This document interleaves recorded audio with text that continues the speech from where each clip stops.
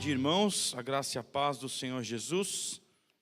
Como o presbítero Túlio disse, nosso pastor está pregando hoje na Igreja Presbiteriana de São Vicente, que completa mais um ano de existência e por isso não está presente. Amanhã nós temos mais um culto de gratidão ao Senhor lá na Igreja de São Vicente. Então, ontem o reverendo Alain esteve aqui conosco na celebração de aniversário da IPB e do nosso presbitério e deixou o convite, então, estendido a todos que possam e queiram participar deste culto que acontecerá amanhã às 19 horas na Igreja Presbiteriana do Jardim São Vicente. Cabe aqui uma palavra, dito que o nosso pastor Gustavo não está. A última vez que eu estive com os irmãos pregando aqui no púlpito foi dia 9 de junho, e naquele dia, então, o reverendo Gustavo deu uma palavra à igreja quanto à minha despedida, não é? Então o presbitério havia entendido que eu poderia auxiliar, ajudar a igreja de São Sebastião, que está passando por momentos tumultuados. Contudo, todavia, entretanto, não houve então uma aceitação da parte do conselho da Igreja Presbiteriana de São Sebastião, que tem passado por muita dificuldade. Houve uma declinação da parte dos irmãos que já tinham se organizado para fazer uma eleição pastoral e etc. Aguardei o período exato, para que isso tudo pudesse ser resolvido naquele mês ainda, e logo em seguida, então, a gente já entendeu que deveríamos voltar para casa, O pastor Gustavo entrou em contato comigo, falou, olha, vem para casa, está tudo certo, nós vamos ter outros desdobramentos de lá a partir disso, no presbitério. Só que aí o dom nasceu, e aí é por isso então que os irmãos não têm me visto, tá bom? Eu tenho pregado em outras igrejas do nosso presbitério, tenho estado em casa com o meu filho, e é por isso então que só hoje eu estou oficialmente retornando aqui ao púlpito da igreja, tá bom? Uma outra palavra que cabe também dizer é, que linda que está a nossa igreja, gente? Nossa, que coisa linda, que bonito ver a igreja toda daqui, da frente. Então, que Deus continue nos abençoando, abençoando a obra que temos feito, abençoando cada um dos irmãos que tem contribuído de qualquer maneira, a fim de que essa obra seja completada, que o Senhor seja honrado e glorificado através desta obra também, não é?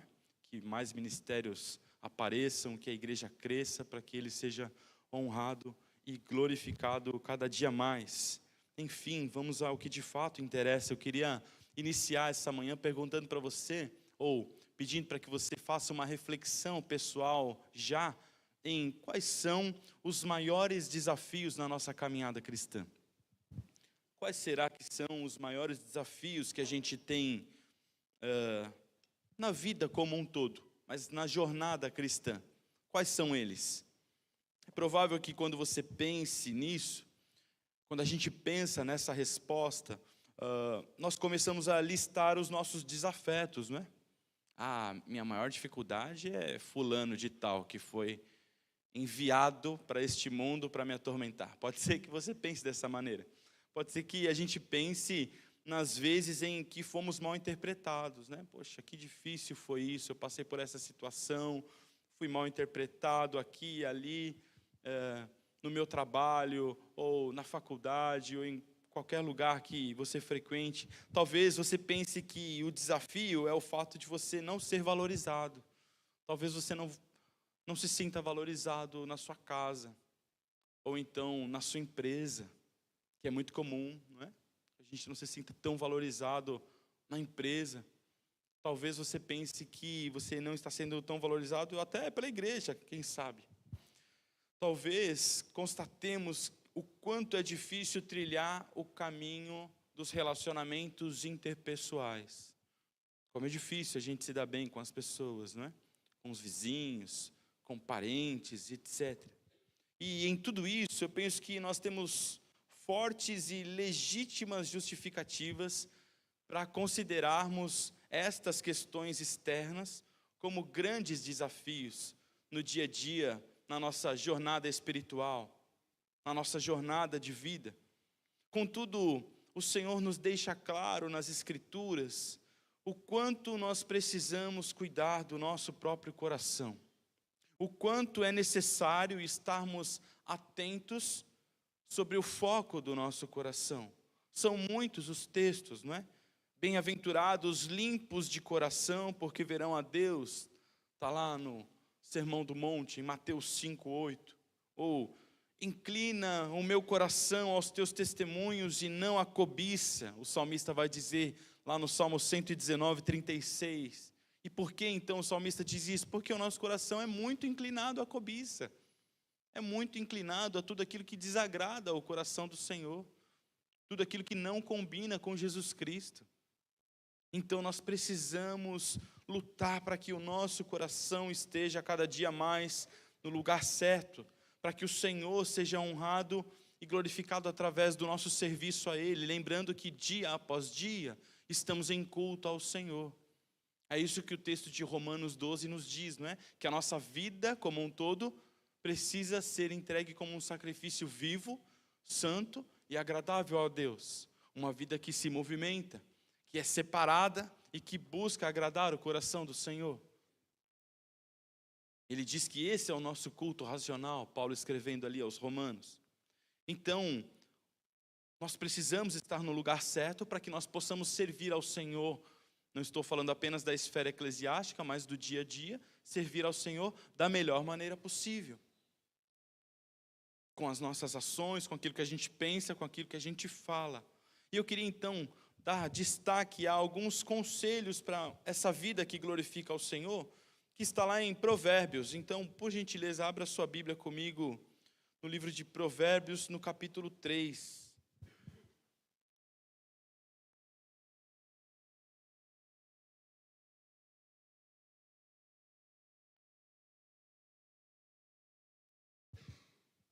Provérbios, capítulo 3. Farei a leitura a partir do verso 1.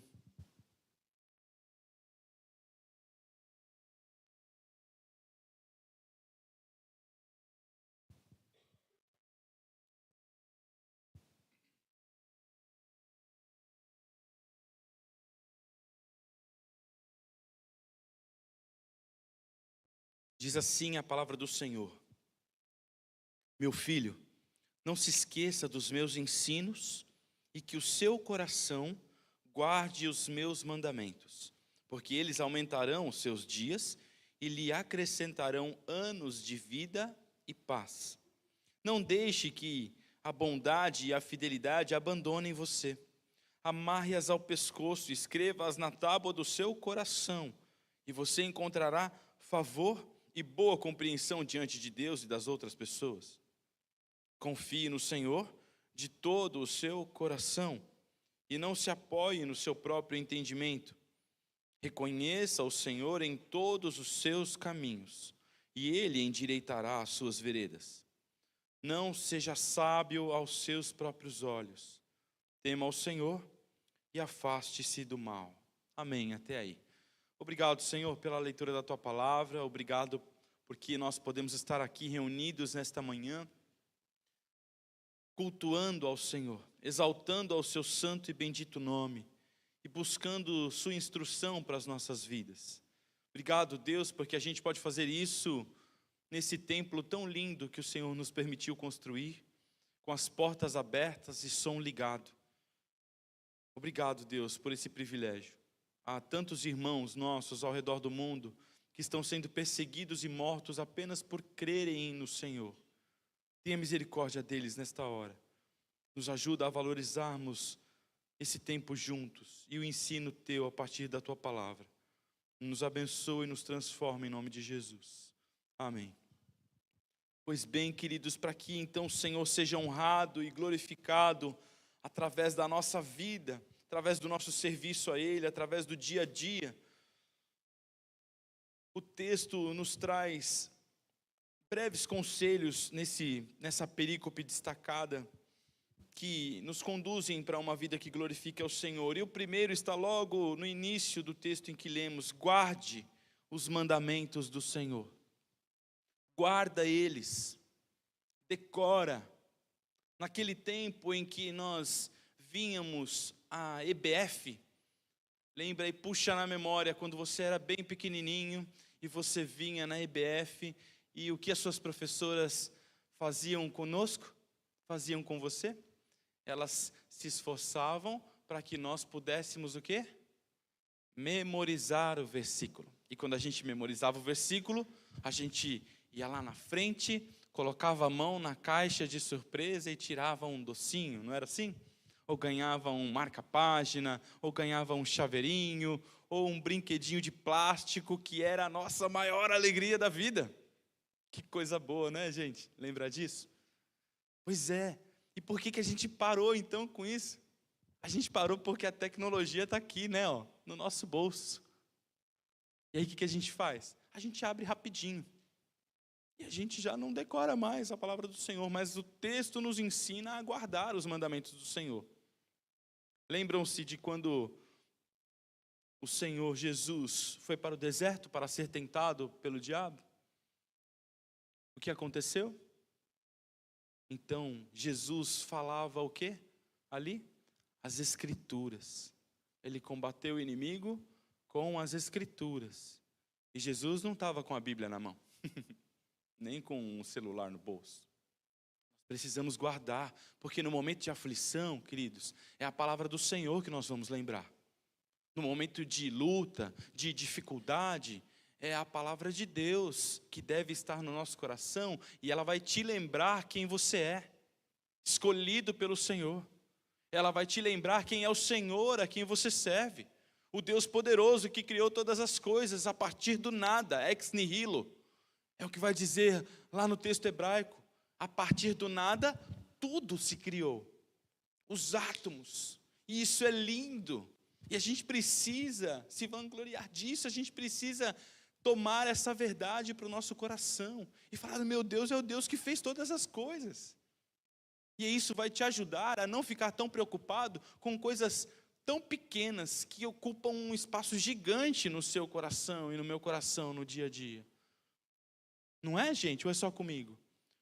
Dia a dia a gente se preocupa com coisas tão banais, com coisas tão pequenas, e a gente sabe que o nosso Deus abriu o Mar Vermelho.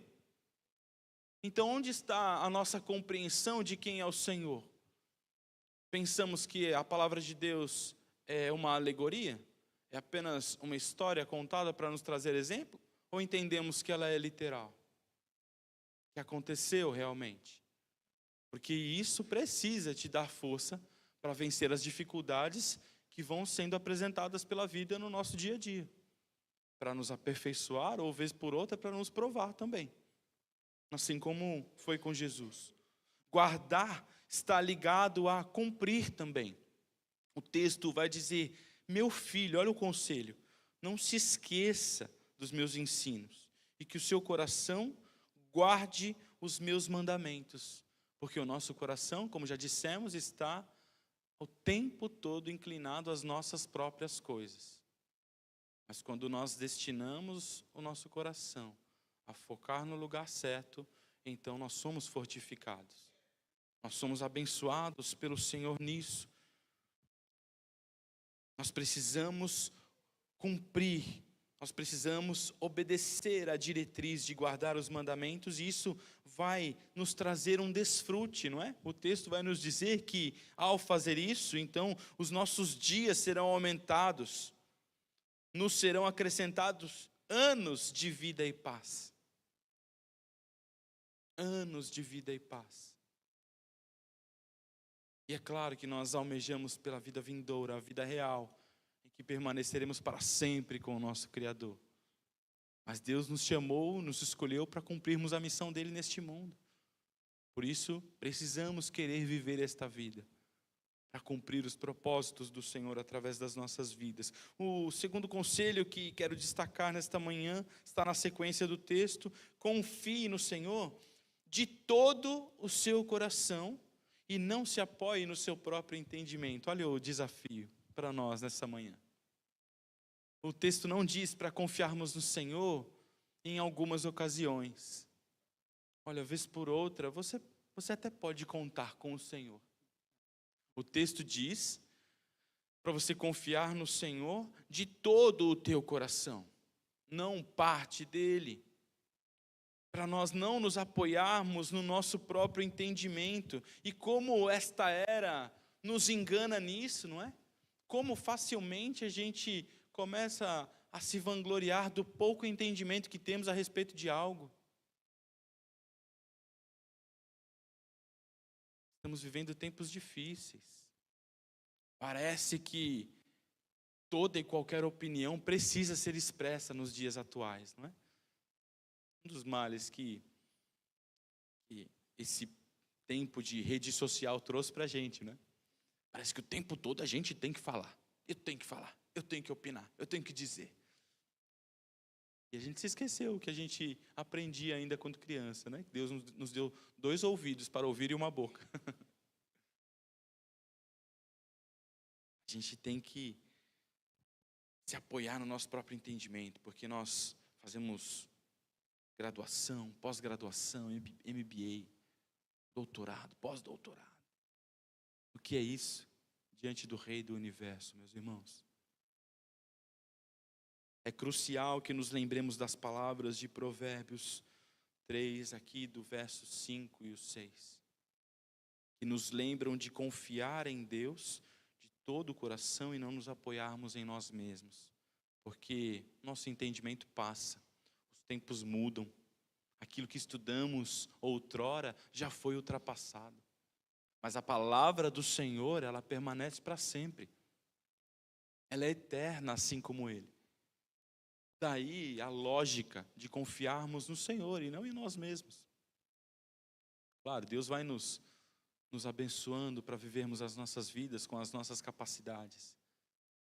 Precisamos confiar no Senhor de todo o coração. Reconheça o Senhor. O texto diz aí no verso 6. Reconheça o Senhor em todos os seus caminhos e Ele endireitará as suas veredas. Esse reconheça o Senhor no texto original também nos traz uma ideia de buscarmos Ele de todo o coração.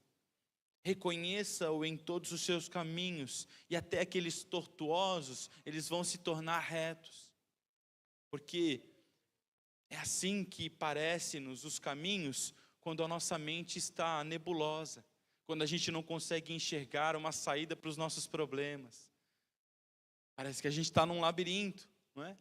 Essa ideia que o texto está dizendo para nós, porque aí quando então a gente confia no Senhor, a gente busca o Senhor, quando a gente o reconhece no caminho que estamos trilhando, então o labirinto se desfaz e se torna claro. Quando vivemos as nossas vidas, desenvolvemos o nosso trabalho, estamos lá estudando, em todo esse tempo é muito fácil a gente se perder e confiar na nossa própria sabedoria, no nosso próprio conhecimento. Mas precisamos lembrar de sempre reconhecer o Senhor em todos os nossos caminhos. Por fim, meus irmãos, não seja sábio aos seus próprios olhos, tema o Senhor e afaste-se do mal. Dou aula na escola cristã desde 2019, ensinando Bíblia para eles. Sou professor de ensino religioso das crianças, dos adolescentes. Não tem nenhum aqui agora, nesse momento. Eles passaram ali agora, ainda bem. Eles vão ouvir falar criança, né? Tem ex-alunos, né? Mas aí já foi. E como é difícil encontrar o temor do Senhor nos meus alunos. Como é difícil, meus irmãos. Eles são filhos de boas famílias. São famílias crentes no Senhor. Famílias preocupadas em levar os seus filhos à igreja, em trazer os seus filhos à casa do Senhor, em matricular os seus filhos numa escola confessional. Mas os tempos estão difíceis. Não temem o Senhor. Falei para alguns deles assim, você vai no culto sábado? Sábado vai ter culto de aniversário lá da denominação e tal. Alguns deles falaram assim, não é da UPA. Não é da UPA, mas a UPA vai estar lá, ué. Você vai fazer alguma coisa com a UPA nesse dia? Não vai, então. É porque a gente separou no calendário para que a igreja toda esteja lá. Não. E aí me veio um retrospecto, longe de mim, né? Querer parecer melhor, mas parece que nos tempos antigos, Antigos eu fui longe, né? Eu não sou tão velho assim. Mas em pouco tempo atrás, melhor falar assim, né? A gente se dedicava demais para vir para a igreja. A gente estava na igreja o tempo todo. Era muito prazeroso estar aqui. Não é? Ensaiar e estar com a galera e tal. Mas, de novo, a tecnologia tem tomado os corações dos nossos filhos. Uma preocupação para nós, como pais hoje. Precisamos orientar. Precisamos ser firmes em alguns aspectos. Precisamos ser amigos, mas primeiro, precisamos ser pais. Precisamos ser pais. Eles precisam de diretrizes para que eles reconheçam quem é o Senhor. Aprendam quem é o Senhor e então temam o Senhor. O último conselho que este pedaço de texto traz para nós é esse. Tema o Senhor e afaste-se do mal. Porque quando a gente vai vivendo a nossa vida, é muito fácil que a gente se perca e a gente se esqueça do Deus a quem servimos. Porque a gente vai perdendo esse temor. Porque Deus não fez aquilo que a gente queria. Deus não atendeu a minha oração. Como se Ele fosse um gênio da lâmpada que precisasse nos atender os desejos. Estamos falando do Deus poderoso, que por graça nos chamou e nos escolheu. Precisamos honrá-lo com o temor do nosso coração, da nossa vida. Nossa essência precisa se curvar ao Rei dos Reis, meus irmãos, dia após dia, para que Ele seja glorificado através de toda e qualquer ação nossa na vida. Quero deixar então alguns desafios práticos para as nossas vidas a partir de tudo que vimos até aqui. Primeiro deles, diante de Deus, apresente uma postura de dependência total. Talvez a gente já tenha conversado sobre isso outrora, e a gente vai voltar a conversar, porque eu sempre falo sobre isso mesmo. A gente é ensinado na vida a sermos independentes, não é assim? Assim que a gente ensina os nossos filhos. Ana Liz tem 2 anos e 8 meses. Ana Liz já está decorando um versículo do Salmo, porque está começando a surgir alguns medos de noite para dormir, e ela sempre dormiu muito bem sozinha no quarto, mas agora, vez por outra, ela diz que está com medo. Então, estamos decorando o Salmo 4:8. Em paz me deito e logo pego no sono, porque só Tu, Senhor, me faz repousar em segurança. Que me foi ensinado pela minha mãe também. E agora a Ana Liz já decora tudo isso. E eu já dou tarefas para a Ana Liz. Então ela espalha os brinquedos pela casa, né? Acho que não é só lá em casa, é isso. Agora ela recolhe. Precisa recolher. Não, mas eu quero fazer tal coisa. Você vai fazer, depois que você recolher. E ela recolhe. E às vezes eu acho que eu pego pesado, sabe? Poxa vida, ela só tem 2 anos e 8 meses, né? E ela já faz isso faz um tempão. Mas depois eu lembro, não, eu preciso ensinar, porque ela precisa ser independente. Eu, infelizmente, não estarei aqui para sempre com ela. Ela precisa se virar, ela precisa aprender a viver. Então a gente foi condicionado a isso, não é? O tempo todo nós precisamos ser independentes. E isso vai sendo enraizado no nosso coração, isso vai sendo enraizado na nossa mente, e por vezes isso nos faz tropeçar, porque nós nos tornamos tão independentes que a gente se esquece de que, diante de Deus, o Todo-Poderoso, nós precisamos ser completamente dependentes.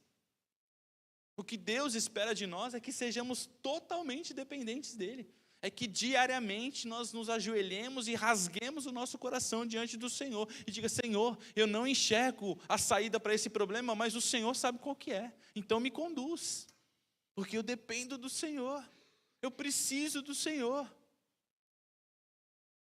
Que orgulho é esse que a gente vai criando, que a gente não se derrama diante de Deus, meus irmãos? Vamos quebrar isso em nome de Jesus. Deus quer que nós sejamos totalmente dependentes dEle. Busque a vontade do Senhor com afinco. É outro desafio prático para a nossa vida. Busque com afinco, busque mesmo saber. Apresente o pedido ao Senhor, faça uma oração específica. Se você precisa que o Senhor te responda de uma maneira diferente para que você entenda, peça ao Senhor e Ele faz.